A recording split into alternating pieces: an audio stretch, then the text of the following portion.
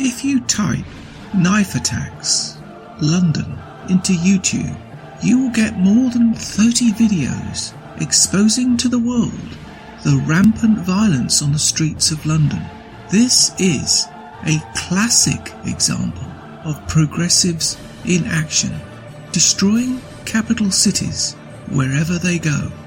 And to the mayor of London calling for, get this, knife control after his city's murder rate is poised to pass New York's. We shall fight on the beaches, we shall fight on the landing grounds.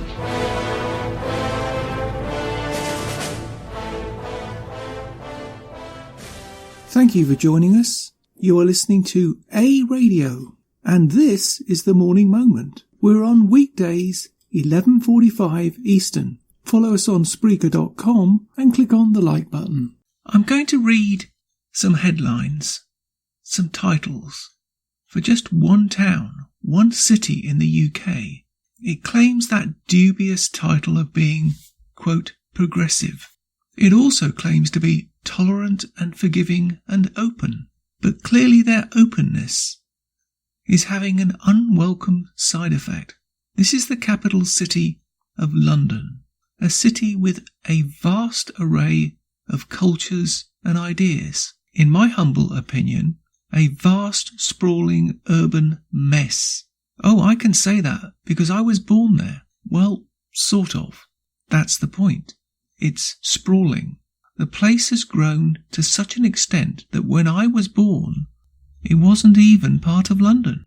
Now it's just one of those, quote, multicultural suburbs. A place that no one outside London or the UK would probably even recognise as London today. Over the past 50 years or so, the social experiment that has been socialism has been alive and well and living in the metropolis. Now today, we see the results. With London being compared to cities like New York, it's easy to see why. Decades upon decades of uncontrolled development, all in the holy grail of moving more and more people into ever compacted space, has resulted in what I call organised chaos. Some people think that this is how it should be. This should be our future, where we all live in high-rises, use public transport and seek peace and tranquility in public spaces. But the reality is very different indeed. Social transport experiments, banning cars from certain areas, bike lanes where cars once went, public transport, dirty, overpriced, overcrowded. Some people like to live like this, being, in my mind, nothing more than worker ants, feeding the hive for the better good. That's how I see it. As I've said previously, you can see one possible future from Ireland. The UK thinks their answer is for you to live in ever-decreasing smaller boxes, while they insist on more and more mass multicultural migrants, as they call them, but I think others would describe them as illegals, flood into one place they know will be familiar and safe to them. So I bring you Sadiq Khan's London. I'm going to give you a series of stories, all from Breitbart, and there's one twist. A once great city brought to its knees, just like the death from 1,000 cuts. Just remember, this Labour Party knew what they were doing in the 60s.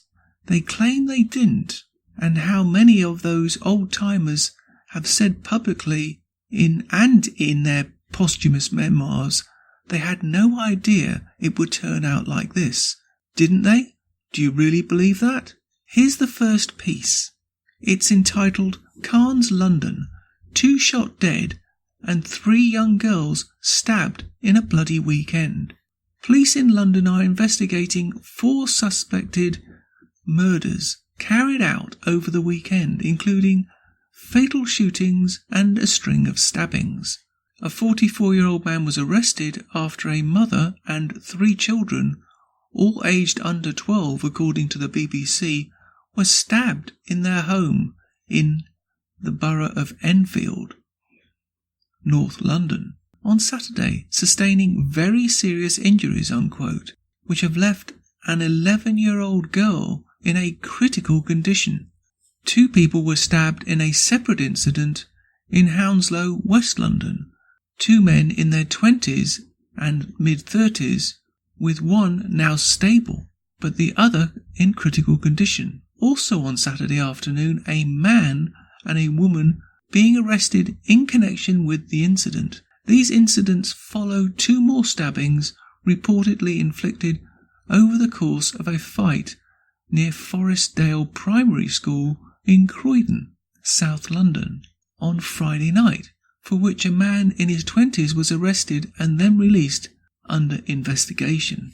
So next piece, London police appeal for more information after 4th shooting in 2 days, illegal gun factory discovered. London police appeal for information after the 4th shooting in 2 days.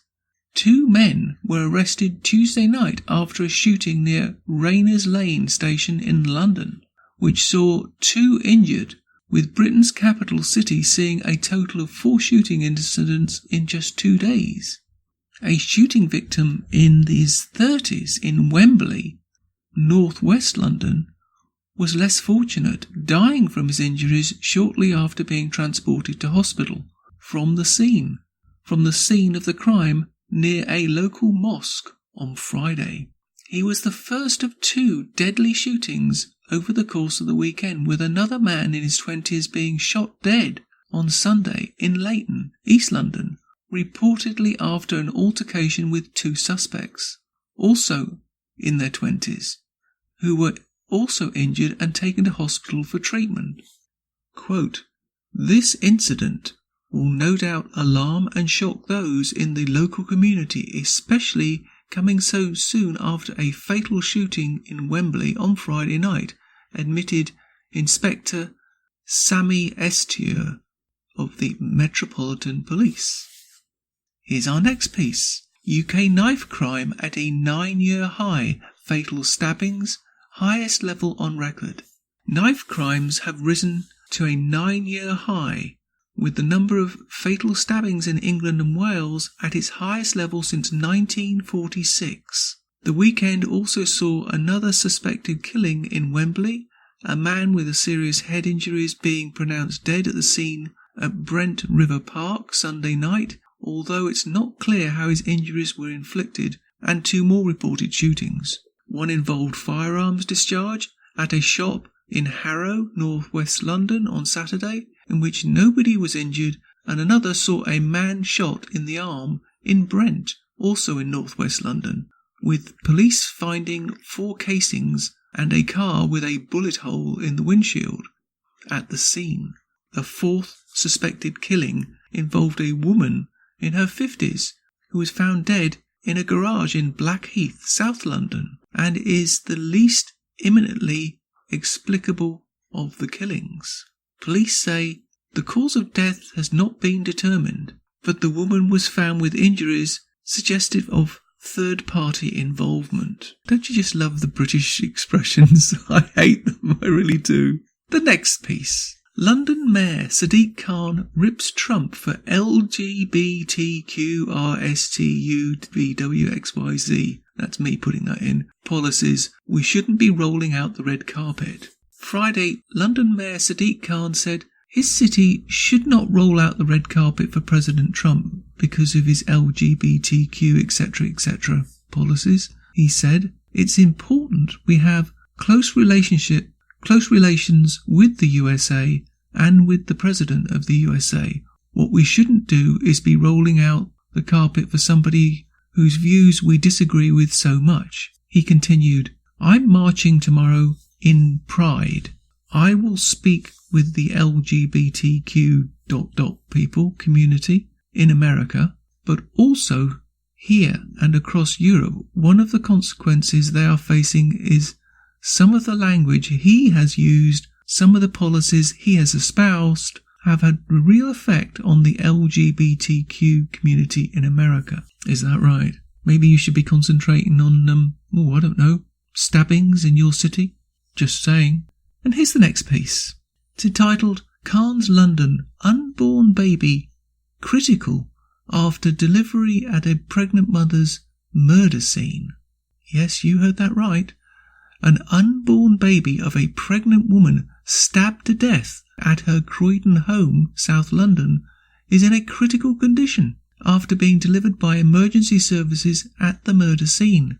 Kelly Mary Fireville, I don't know how you pronounce that, 26, was around 8 months pregnant when she was attacked in Raymead Avenue, Thornton Heath, on Saturday morning, according to the BBC. She was pronounced dead by emergency services, but paramedics were able to deliver her unborn child, which was still alive at the scene, rushing it to hospital where it was reportedly in critical condition.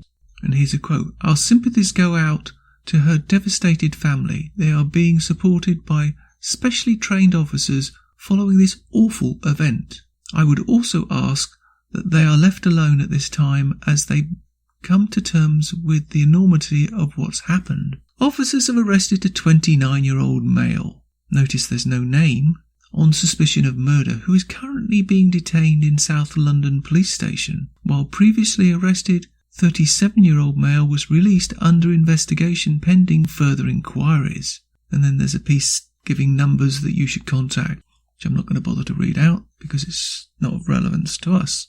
Now this is important because this is a heading: UK knife crimes at 9-year high, which I've mentioned earlier, fatal stabbings at the highest level on record. And the important part of this piece is it quotes an interview with the great Sadiq Khan. Here's that part. "In comments to the Mail on Sunday, a neighbour said of the incident, it was pretty loud. It woke us up. We heard screaming and then saw police and paramedics. Later on, I saw another woman come out and just collapse on the street." Mayor of London, Sadiq Khan, who has received substantial criticism for the way knife crime in the British capital has appeared to slide out of control during his tenure, conceded that horrific murders in the home like this show the scale of the problem we face. However, in a recent exchange with London Assembly members, he insisted that the metropolis is safer than when he took office, despite the record crime statistics to the contrary. So, quote, "So gun crime is up, robbery is up, knife crime is up, rape is up, taking motor vehicles offences is up, residential burglary is up, knife crime with injury is up, knife crime with injury and robbery is up. And you think, honestly, that London is more safe now than when you took over as Mayor of London?" asked one Assembly member. "I do," Khan repeated bluntly. My God. I give you another piece. Cairns, London. Thefts on subway surge 80% in 3 years. Thefts on the iconic London Underground subway system have surged more than 80% since 2016-17. Around the time Sadiq Khan became city mayor, the British Transport Police, that's BTB, received 6,825 reports of theft on the subway system, which has been serving Londoners since 1860. In 2018-19, a huge increase on the 3,730 reports it received in 2016, around the time Sadiq Khan was installed as Mayor of London. Quote, "I don't think we can deny that it is incredibly disappointing that the numbers have gone up, but the London Underground is still an incredibly safe environment," claimed Detective Inspector Bob Stokey, Head of Transport Passenger Property for British Transport Police. The quote continues, "There are in excess of 5 million passenger journeys a day, so it's 4 crimes of theft for every million journeys," he added, in an apparent effort to downplay the increase. Not a lot you can say about that, really, is there? I continue. Cairns, London. Commuter stabbed in face on London Underground. A man travelling on a busy London Underground train was stabbed in the face in front of shocked passengers late Saturday night. Speaking anonymously to the BBC, an undercover British Transport Police officer conceded that his job had got a lot busier lately. "We are arresting a lot more people.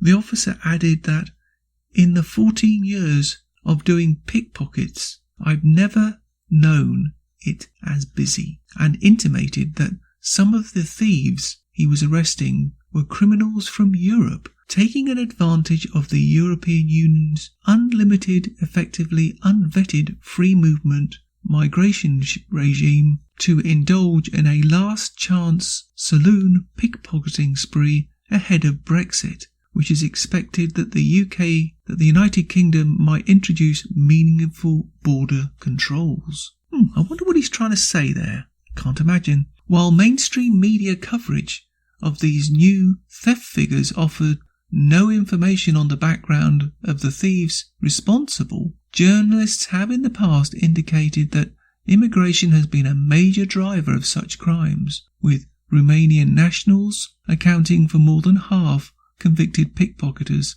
between 2012 and 2013. Oh, it appears they're not identifying the groups anymore. What a surprise. Boy, that sounds like Canada. And finally, if it couldn't get any worse, you'd be wrong. Now, we're all animal lovers. I hope we are anyway. But as we know, not all members of the public are. So I have to do this "and finally" piece. Not because I want to, but because it's important to show how deranged and out of control these people really are. Here's that piece. It's entitled "Cairns, London. Retired children's donkey stabbed in a suspected gang initiation." Just want that to sink in for a moment. An elderly donkey which gave children rides around London's Blackheath for 2 decades has been stabbed as part of what his owner suspected as a sickening gang initiation. The donkey, named Bimbo, has been retired since 2012 and has been cared for on the grounds near Eltham Palace in south-east London. Britain's hyper-diverse capital, along with other animals, Bimbo and another donkey wandered from the enclosure through an inadequate fencing on Thursday or Friday. They were retrieved by volunteer Lucy Morris, who told the local news shopper newspaper that she noticed Bimbo had acquired a nick or gash oozing from his side. Bimbo was transported to a vet in Sevenoaks, that's in Kent, that's outside London, where it was confirmed he had received a 3-inch knife wound near his stomach, which had become infected. Owner Lorraine Armett said that while most of the donkeys are quiet and shy, Bimbo is friendly to people due to his many years of working with children. "I think that's why they went for him," she said. Sorry.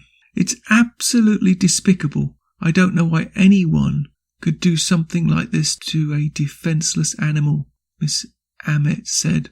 "The donkeys are part of my family, and it makes me feel like a personal attack on one of us. I don't know what would drive anybody to ever do this. I think it must be some sort of sickening gang initiation," she suggested, adding that if she would like to get her hands on them, put them in a field and let the general public do what they want to them. Hear, hear.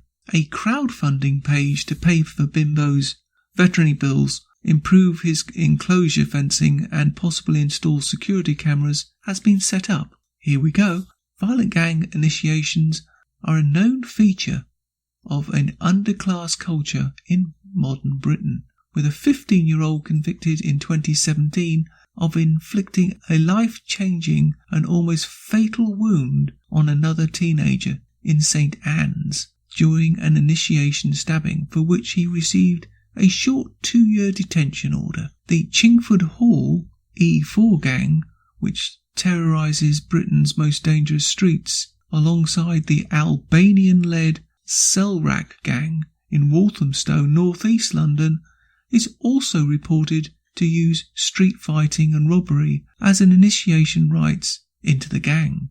And arguably the most extreme end of criminal spectrum, gang member turned Home Office advisor Gwenton Slowly has claimed some groups order prospective recruits to carry out acid attacks to be accepted as members. If you shoot somebody, quote, "If you shoot someone, the wounds are not visible. The same with stabbing. slowly said, with acid, they will be walking around with scars for the rest of their lives, unquote. The person who did this will be saying, that's my Van Gogh.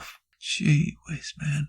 Now I have only one final comment to make, and I'm sure it won't be popular. I believe there's a common thread to this. It's discipline and respect, and unfortunately it goes much deeper than that. In my opinion, when you lock people up for free speech, when everything is so PC that your citizens dare not say anything about anything, there will be a point where they become angry and lash out. Teachers can't discipline anymore. Police don't enforce the law anymore. History isn't taught anymore. When you don't respect your elders and authority because they don't respect the people they serve, the ultimate result has to be a breakdown in society. If you have laws that govern, let's say, immigration, and you don't enforce them, and lawyers are always looking for ways round them, you don't have a cohesive society, do you? If one group is continually fighting to bring down your culture, your way of life, because of their twisted, warped ideology, you don't have a society. If you have nothing more than groups of disparate citizens not wanting to interact outside their safe spaces, this can only end up with discourse, anger, and most likely violence. This is what we're seeing in the UK, and in London in particular, that being a microcosm of society and multiculturalism, the experiment in action. The result is clear for those who are prepared to take off the PC blinkers, but they won't, will they? They continue down the path to who knows where. I'm going to leave you with this thought. Nothing ever changes. Nothing has a major effect on society as a whole until it affects someone that society deems important. That's just a fact of our society. So until a tragic event occurs, and unfortunately it will, nothing will change. I will give you a clear example. 9/11. Before 9/11, carefree. After, very, very different. This will be no different. And finally, to bring it back to North America, one actual terrorist incident that can be linked to illegals crossing either the US northern border or more likely the southern one, this will change everything. Why? Because politicians will be overrun by public demand to change things. Then, and only then, will our society wake up. But unfortunately, by then, it may be too late. You can find more at aradio.wordpress.com, where you can find links to us on Twitter, Facebook, Instagram, iTunes, iHeartRadio, Gab, and email. We are also on Spotify. Just go to the podcast section and type Canadian Politics with a twist, and you'll find us. We are continuing to reach out to you, so please pass on the links. Please click on the follow button on Spreaker.com. You can listen to all our morning moments at Spreaker.com under A Radio. That's EHRADIO, A Radio. And please click on the like button. And you can now hear a weekend review of our podcasts on WHBJ DB, News Talk Radio. Join us and many others. And you can find all our podcasts and morning moments at aradio.wordpress.com. Click on the Morning Moments tab.